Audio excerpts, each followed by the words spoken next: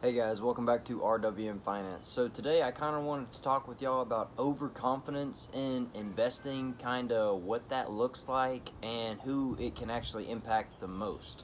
Many people suffer from overconfidence in investing, and some people might not even know that they're actually overconfident in investing, but there are some key factors that will tell them that they are.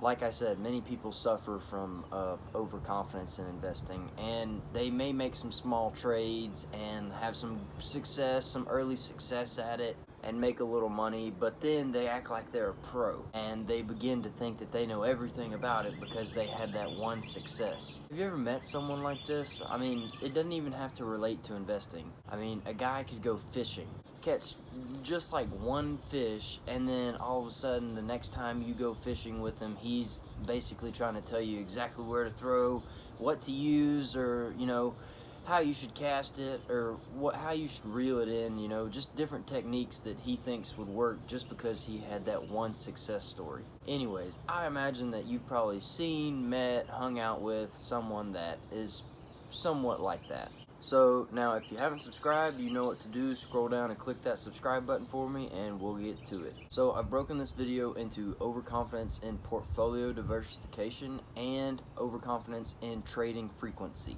So the first one that we're going to go over is overconfidence in portfolio diversification. An example of this is when investors invest too heavily in a company that they work for. This loyalty can be disastrously bad financially. You're putting your active income, which is your salary, and your passive income, which is the money you're investing, into the exact same company. I'm not saying that this is just a terrible idea, but diversification into some companies that you are not biased to might be a better idea for you to do. Alright, so here's another example of overconfidence in portfolio diversification, and that is investing too heavily in the stocks of local companies. Maybe you know somebody that works there, or maybe you read about them a lot in the local newspaper. Basically, you are extremely confident that you know a high degree of information about these companies. Look, investing in local companies that you use every single day is not a bad investment at all. I'm not saying that. But when you invest too heavily in them, it is. Diversification is a great risk management technique that you should implement into your investing strategy. I'm not saying that you should not invest in your local businesses or the business that you work for. That's not what I'm saying. I mean, Warren Buffett says that you should invest in things that you know, in businesses that you know. And what businesses could you know better than the local businesses that you use every day or the business that you work at? I'm just saying not to invest too heavily in them because you think you know them so well. Now, we're going to move on to overconfidence in trading frequency. If you are overconfident in your investment skill, it is likely that you will trade too frequently. Now, research shows that investors who make relatively more trades than others actually bring home lower returns than those of investors who trade less frequently. Research shows that the average household earned an annual return of 16.4%, while the returns of the households who traded the most only brought home 11.4%. I mean, the moral of this story seems to be pretty clear to me. Excessive trading is hazardous to your wealth, plain and simple. So here are a few more numbers just so you understand how much trading too much can actually be costing you. The buying and selling of stocks can actually cost you around 2 to 4% just for one or the other, but it can actually cost you around 4 to 8% for a round trip buy and sell, or sell and buy. This is just one way that trading can eat away some of your profits. Another way is through taxes. If you trade a stock before you actually hold it for a full year, you turn your long-term gains, which are taxed at a maximum capital gains rate of 20%, into regular income, which is taxed at a maximum rate of 38.6%.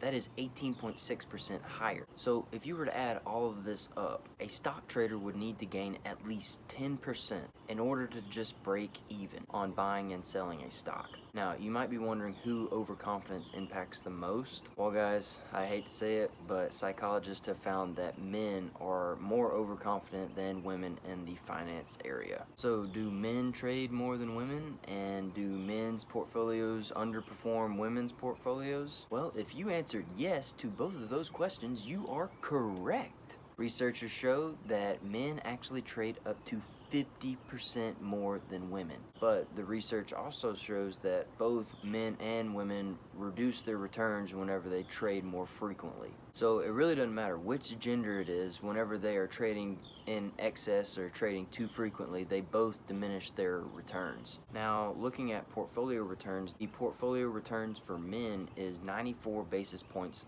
lower than portfolio returns for women. This is due to the fact that on average men trade up to 50% more than women. Now, get this, the portfolio return for single men is 144 basis points lower than the return for single women. I mean, goodness, what makes us feel that we're these financial geniuses that can just trade and make fortunes? Probably because we're either listening to the wrong people, or we're just uneducated on the topic, or maybe they're even addicted to it. Many people get addicted to trading just as people get addicted to gambling. After hearing all these numbers, I hope it provokes you to try and educate yourself on the topic of investing. So if you are looking to educate yourself on the topic of investing, please check out the list of books in the description bar below. There are some really good books down there that could offer you a lot of help and a lot of insight. Now, just because you start learning about investing does not mean that you should just start trading and just go crazy. No, that is not what you should do, because trading is basically speculation. It's just chasing the next hottest stock and hoping that you make a profit. Investing is giving your money a purpose and allowing it to grow. Remember what Benjamin Graham said, investors make money for themselves, but speculators make money for their brokers. Now, in my video over the snake bite effect, I said that this effect is considered to have the opposite influence of overconfidence, resulting in people becoming less confident in investing following a loss, which causes people to liquidate their investments and get out of investing. Now, becoming less confident or overconfident are both bad in investing. You should not get out of investing just because you lose a little bit of money, but you should not think that you're a financial pro, genius, or whatever just because you have a few successful trades, or think that you should invest all of your money in the company that you work for just because you work there. All of these are recipes for disaster, and they will keep you from becoming financially free. When investing, we need to take our emotions out of our thinking.